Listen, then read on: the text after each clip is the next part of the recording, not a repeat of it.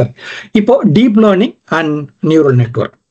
So இந்த deep learning அப்படின்னா என்ன அப்படின்னு பார்த்தோம்னா வந்து டீப் லேர்னிங் அப்படிங்கிறது வந்து ஒரு part of ML.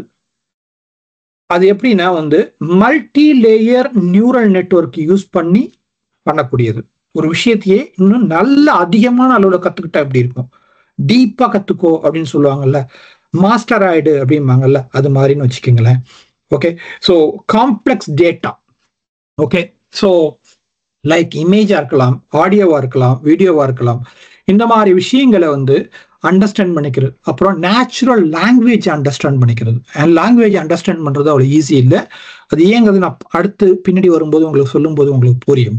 Okay, so அது மட்டும் இல்லாம ஹியூமன் பிரெயின் மாதிரி இன்ஃபர்மேஷனை ப்ராசஸ் பண்ணணும். ஓகே, அப்புறம் லேயரா இருக்கணும். ஓகே, நெட்வொர்க் வந்து இந்த லேயர்டு நெட்வொர்க்ல டேட்டா எப்படி டிரான்ஸ்ஃபார்ம் ஆகுது, அது எப்படி அப்ஸ்ட்ராக்ட் பண்ணுது, அது எப்படி நம்ம கிட்ட எடுத்துட்டு வருது அப்படிங்கறது நம்ம புரிஞ்சுக்கணும். ஓகே, இதுக்கு தேவை என்ன அப்படின்னா வந்து லார்ஜ் டேட்டா செட் வேணும். நாம நினைக்கிற மாதிரி ஒரு 10 ஃபைல் இருந்தா போதும் இது வந்துடும்னா இல்லை, ட்ரில்லியன்ஸ் ஆஃப் டேட்டா இதுக்கு வேணும். அப்பதான் நம்மளால கொண்டு வர முடியும். அது மட்டும் இல்லாம இதுக்கு பவர்ஃபுல் கம்ப்யூட்டிங் வேணும். ஸோ இன்னைக்கு என்விடியாவோட கம்ப்யூட்டிங் பவர் ஏன் வருது, ஜிபியு ஏன் இவ்வளவு காஸ்ட்லியா இருக்கு, ஜிபியோட தேவைகள் எதுக்கு இருக்கு, கம்ப்யூட்டர் பவர் வந்து ஒவ்வொரு கம்பெனிஸ்க்கு தேவைன்னு சொல்றாங்களா, ஏன் சொல்றாங்க அப்படின்னா இந்த டீப் லேர்னிங்கும் நியூரல் நெட்வொர்க்குக்காக தான். அப்போ ஹியூஜ் டேட்டாவை கொடுத்து அந்த டேட்டாவை வந்து அண்டர்ஸ்டாண்ட் பண்ணி பார்ட் பை பார்ட்டா பிரிச்சு மேஞ்சி கத்துக்கிறது தான் வந்து நியூரல் நெட்வொர்க். அதை அக்யூரசியோட இருக்கணும். அதுக்காக தான் வந்து இவ்வளவும் தேவைப்படுது. இல்லைன்னா நமக்கு என்ன பல வருஷங்கள் ஆயிடும், ஒரு யுகமே முடிஞ்சிடும் இல்லையா. அப்போ நமக்கு தேவையானது வராது. அப்போ அதுக்கு ஃபாஸ்டான கம்ப்யூட்டிங் வேணும். அந்த கம்ப்யூட்டிங் வேணும் அப்படின்னா நமக்கு இது எல்லாமே தேவை. ஓகே, ஸோ அதுல தான் நமக்கு ஜிபியு எல்லாமே வேலை செய்யுது. Okay, so raw data into first layer. Okay, இமேஜா இருக்கலாம்.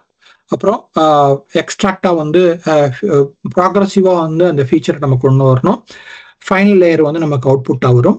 ஓகே, ஃபீட்பேக் வந்து கண்டினியூஸ் ஃபீட்பேக் லூப்ல போயிட்டே இருக்கும். ஃபார் எக்ஸாம்பிள் சொல்லணும் அப்படின்னா ஃபேஸ் ரெகக்னைசேஷன் சொல்லலாம். சோஷியல் மீடியாவில் இருக்கக்கூடிய பிளாட்ஃபார்ம்ல இருக்கக்கூடிய ஃபோட்டோஸை வச்சு நம்ம ஃபேஸ் ரெகக்னைசேஷன் கொண்டு வரலாம். Voice translation. ஓகே, வாய்ஸோட டிரான்சாக்ஷன் பார்த்தீங்கன்னா இன்னைக்கு ரியல் டைம்ல பார்த்தீங்கன்னா வந்து வாய்ஸோட டிரான்சாக்ஷன் நடக்குது. டிரான்ஸ்கிரிப்ஷன் அப்படின்னு சொல்லலாம் இல்லையா.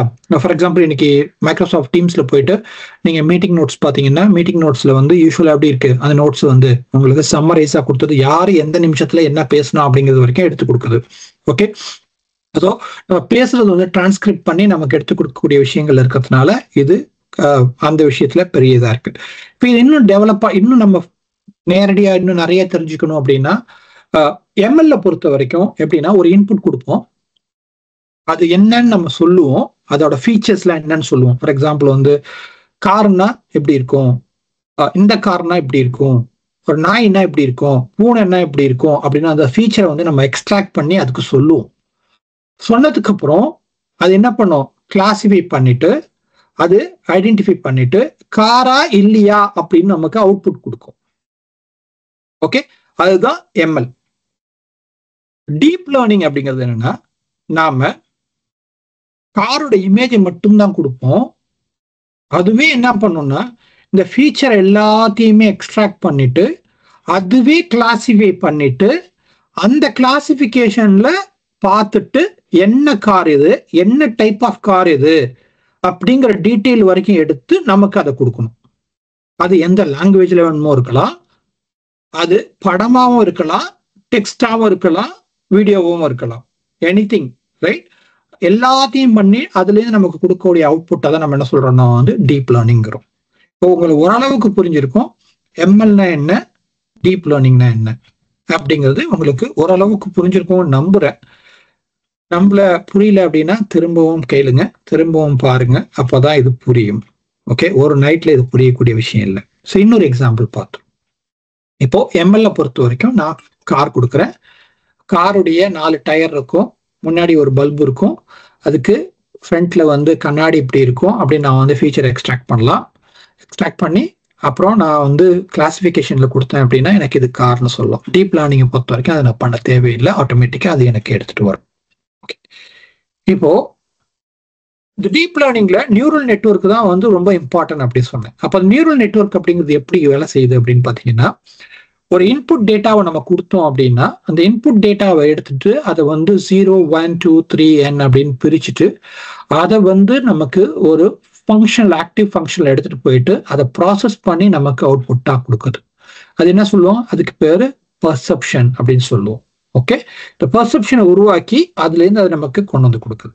ஓகே, இப்போ இதே அடுத்த ஸ்டெப்புக்கு எடுத்துட்டு போனோம் அப்படின்னா லேயர் 1 பிரிக்குது, லேயர் 1 எடுக்குது, இன்புட்லேருந்து எடுத்துட்டு அப்புறம் ஹிடன் லேயரை ஒன்று உருவாக்கி அந்த ஹிடன் லேயர்ல அதோட ஃபீச்சர்ஸ் எல்லாத்தையும் எக்ஸ்ட்ராக்ட் பண்ணுது. அதுக்கப்புறம் இன்னொரு லேயரை உருவாக்குது, அந்த ஹிடன் லேயர் எடுத்து அதுலேருந்து ஒரு லேயர் உருவாக்குது, அதுக்கப்புறம் ஒரு அவுட்புட் லேயர் வருது. இதுக்கு பேர் என்ன சொல்லுவோம்? 2 ஹிடன் லேயர் அப்படின்னு சொல்லுவோம். அதே இதை எடுத்துக்கிட்டிங்கன்னா 3 hidden layer, 4 hidden layer, 5 hidden layer அப்படின்னு சொல்லிட்டு போய்கிட்டே இருக்கலாம் நம்ம.